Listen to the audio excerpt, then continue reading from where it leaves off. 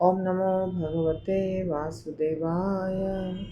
ओम नमो भगवते वासुदेवाय। ओम नमो भगवते वासुदेवाय। नारायणं नमस्कृत्य नरं चैव नरोत्तमं देवीं सरस्वतीं व्यासं ततो जयमुदीरयेत्। नष्टप्रायेषु भद्रेषु नित्यं भागवत सेवया भगवतीरुत्तमश्लोके भक्तिर्भवति नैष्ठिकी। कृष्णाय वासुदेवाय देवकीनंदनाय च नंदगोपकुमाराय गोविंदाय नमो नमः। श्रीमद्भागवतम पहला स्कंद 13वां अध्याय 6ठा नंबर श्लोक, नहीं 5वां नंबर श्लोक। प्रति उज्जग्मुः प्रहर्षेण प्राणं तन्व इवागतम् अभिसंगम्य विधिवत परिष्वंग अभिवादन।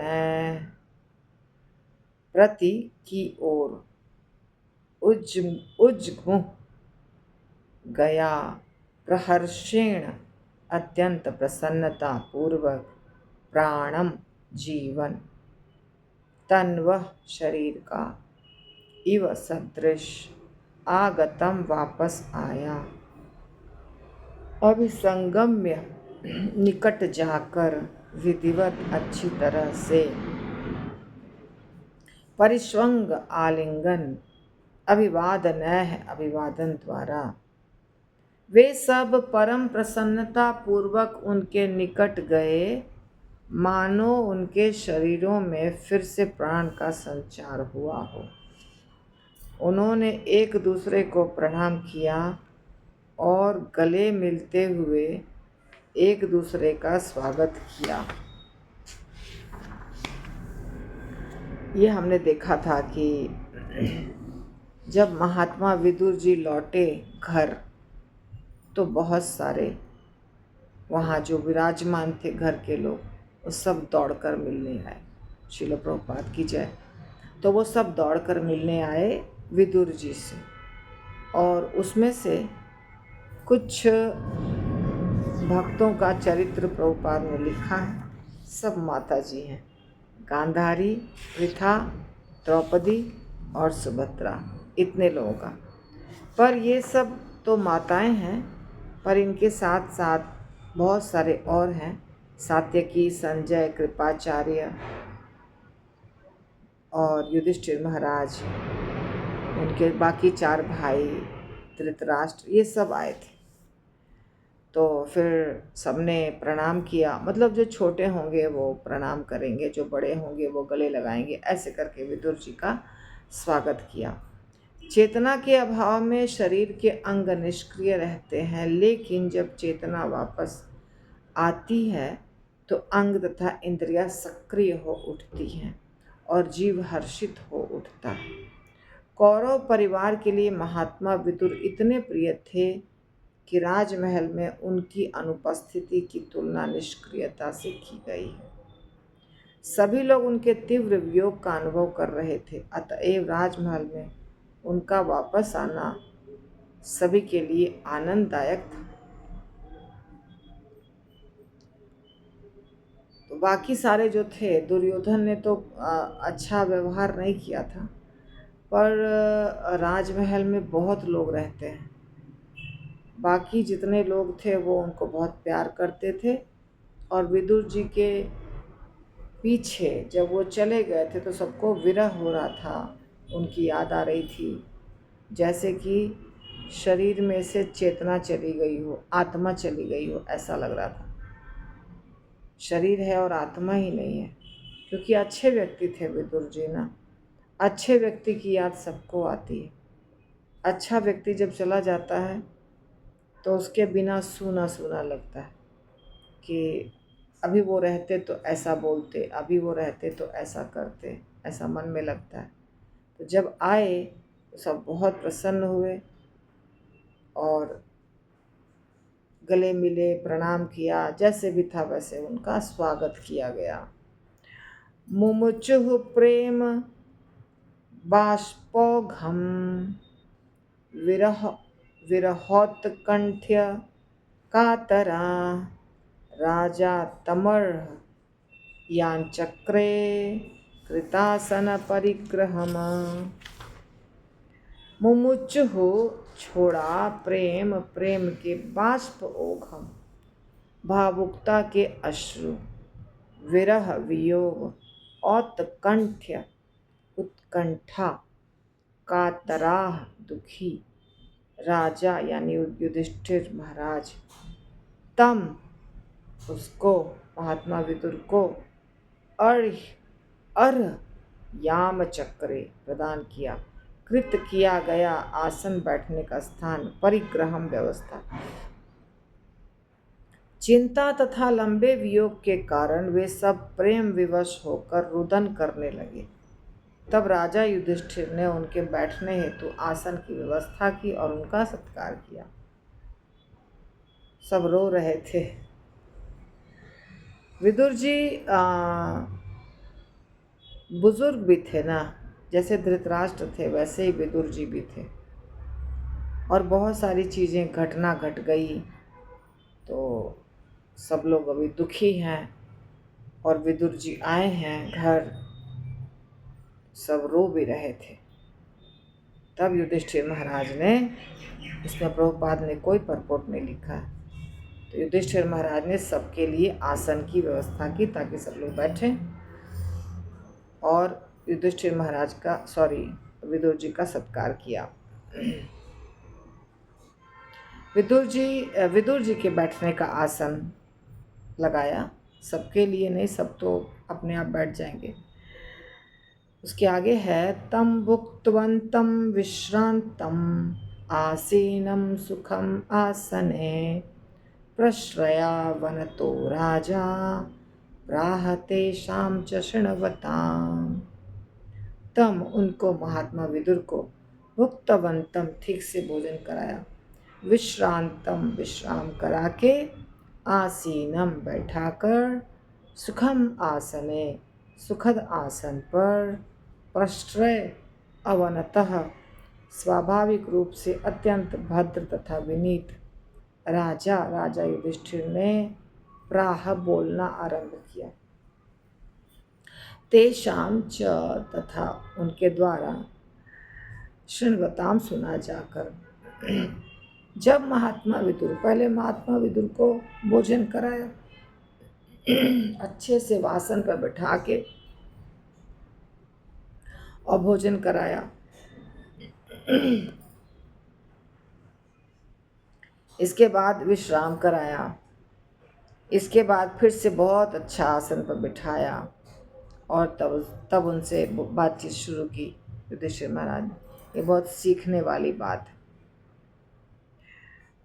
कुछ दिनों से क्या, बचपन से ही मैं देख रही हूँ, पर हम तो कुछ नहीं कर सकते हैं।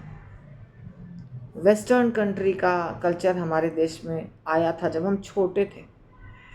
मैं स्कूल में पढ़ती थी तो उस समय ये फैशन था, पता नहीं आजकल क्या कर रहे हैं लोग। हमने देखा, हम लोग क्लब जाते थे, मतलब कंपनी का क्लब हुआ करता था, सब जगह बड़ी बड़ी कंपनियां थी तो क्लब हुआ करता था। तो पहली बार हमने जब देखा तो अजीब लगा, फिर आदत पड़ गई कि सब लोग खड़े खड़े खा रहे हैं, मतलब प्लेट ले लिया और सब कुछ ले लिया, जो चीज़ें हैं मिल रही हैं जहाँ भी रखा है वहाँ से, और खड़े खड़े खा रहे हैं। अब घर में तो कोई खड़े खड़े नहीं खाता है, बैठ कर खाता है, तो अजीब लग रहा है कि खड़े खड़े क्यों खा रहे हैं सब लोग। तो पता चला, बड़े लोग बात कर रहे थे कि ये तो नया स्टाइल है, खड़े होकर खाना, बफे सिस्टम, खड़े होकर खाना। तब तो मैं छोटी थी, बहुत छोटी थी, मतलब 7th 8th वगैरह। तो लगा कि अच्छा चलो ठीक है, ये फैशन, और ये बहुत अभी तक चल रहा है।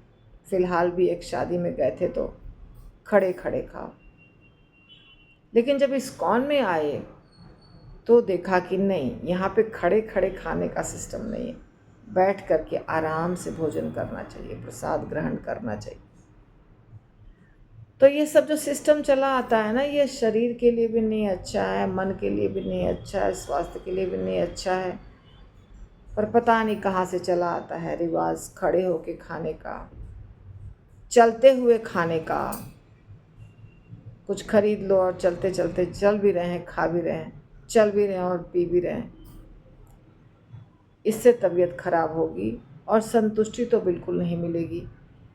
बैठ करके ही खाना चाहिए और किसी को बैठ के ही खिलाना चाहिए। शादी में आप लाखों रुपए खर्च करते हैं और खाने के लिए आप बोलते हैं सारे जो लोग हैं वो खड़े होकर खाएं।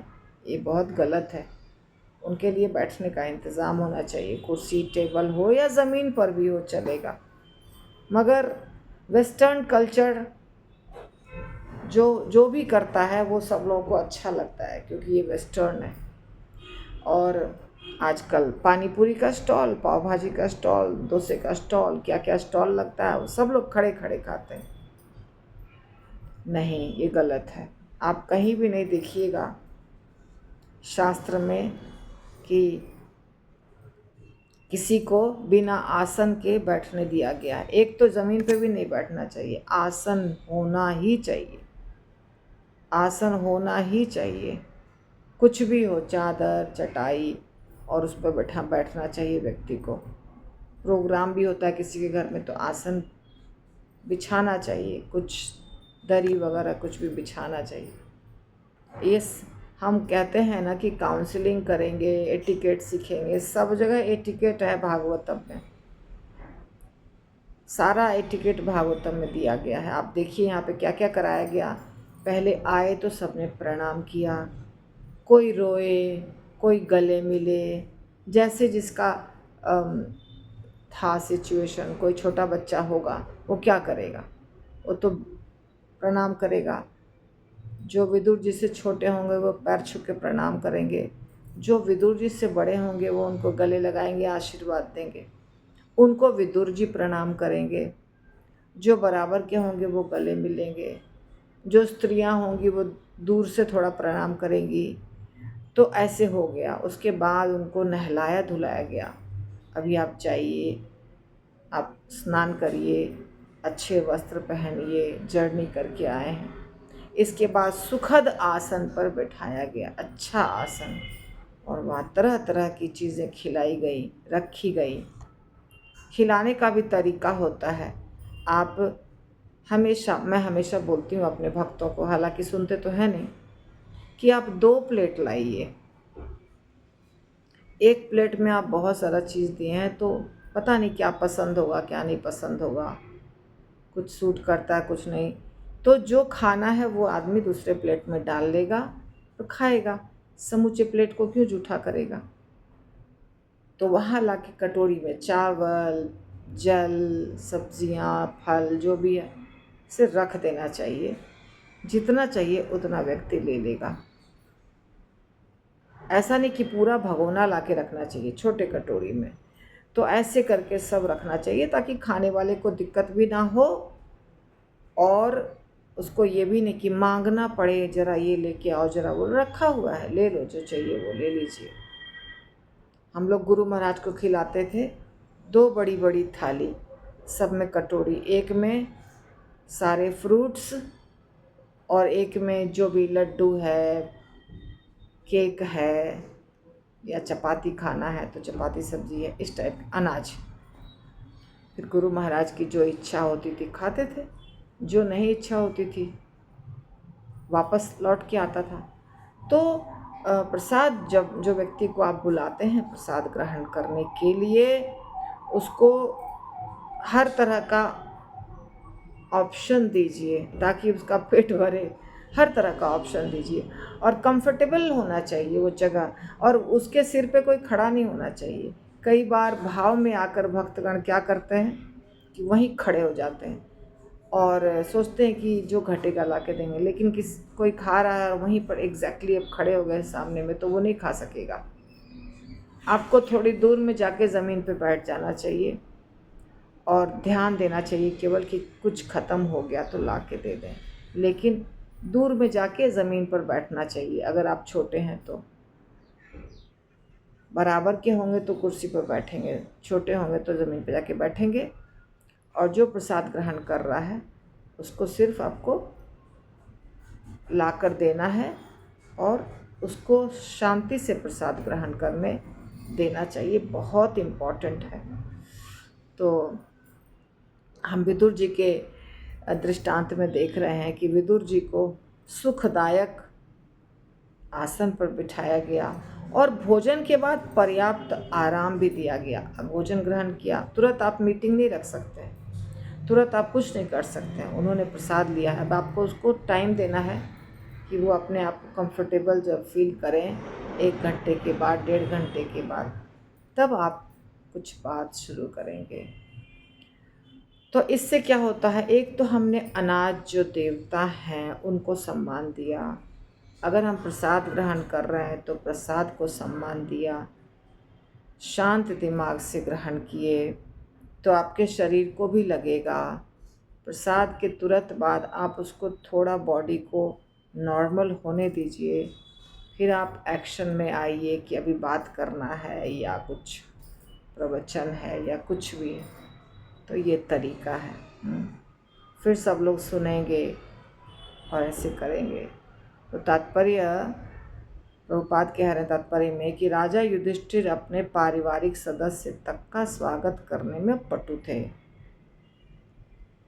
सभी पारिवारिक सदस्यों ने महात्मा विदुर का गले मिलते हुए तथा अभिवादन द्वारा सत्कार किया।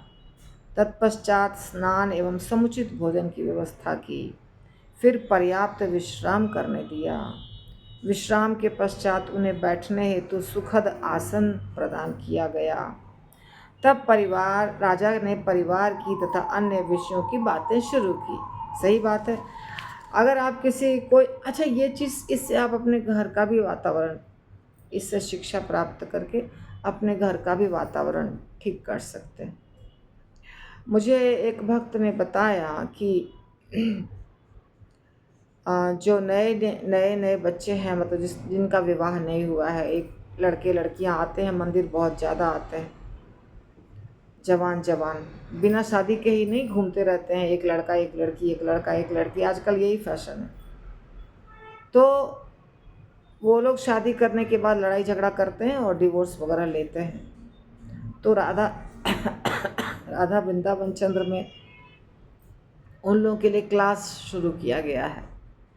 शादी के पहले ही सब क्लास में आके ट्रेनिंग लेंगे कि कैसे बाद में हमको क्या करना चाहिए ताकि झगड़ा नहीं हो, तलाक नहीं हो। चलो ठीक है, एक एफर्ट है, बहुत अच्छी बात है। और वैदिक संस्कृति के अनुसार तो इस घटना से ये जो विदुर जी का मिलन हो रहा है अपने परिवार के भक्तों के साथ, परिवार के सदस्यों के साथ, इससे हम एक और बहुत अच्छी चीज़ सीखते हैं कि जब हमारे घर में कोई भी पिता हो या पति हो या भाई हो जो काम करने गया है बाहर और लौट कर आएगा घर शाम को, 8 घंटे काम करेगा, जाना आना मिला के 10 घंटे, क्योंकि सुबह उठ के तैयार होना, फिर जाना, फिर आना, तो आया है इतना थक के, तो अपनी समस्या उसको तुरंत नहीं बतानी है।